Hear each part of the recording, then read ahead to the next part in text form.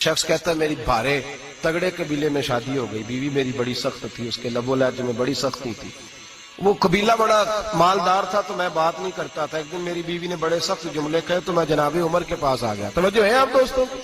کہتے حضرت عمر کے پاس آیا تو میں نے دروازے پہ دستک دی، بیوی کی شکایت کرنے آیا کہ ذرا مہربانی کریں، تو کہتے ہیں جناب عمر اندر سے اٹھے تو ان کی زوجہ بولنے لگی،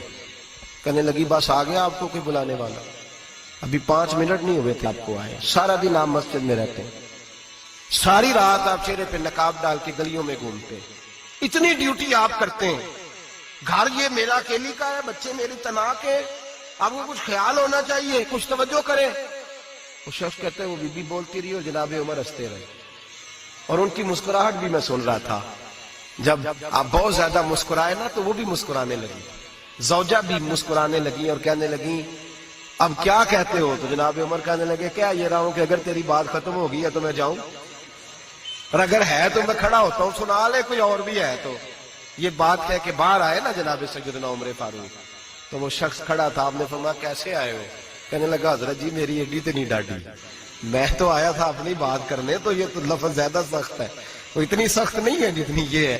تو ذرا قبیلہ سخت ہے تو میں شکایت کرنے آیا تھا، تو یہ تو آپ کا معاملہ بھی اسی طرح کا ہے۔ جناب عمر کا جو جواب ہے بڑا قیمتی ہے،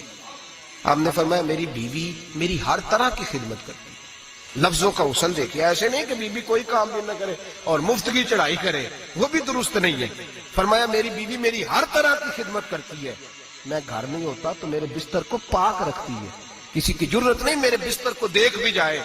میرے بچوں کو جب میں بستر پہ بلاتا ہوں آتی ہے، میرے بچوں کا خیال رکھتی ہے، میں باہر ہی رہتا ہوں گھر کے، لیکن گھر کی ذمہ داریاں ساری اس نے اپنے کندھوں پہ لے لی ہیں۔ فرمایا میرے مزاج میں جلال ہے، میں روز اونچا بولتا ہوں تو سنتی ہے، میری بیوی ہے نا، میں اس کا لباس ہوں وہ میرا لباس ہے، کبھی کبھی وہ اونچا بولتی ہے تو میں بھی سن لیتا ہوں۔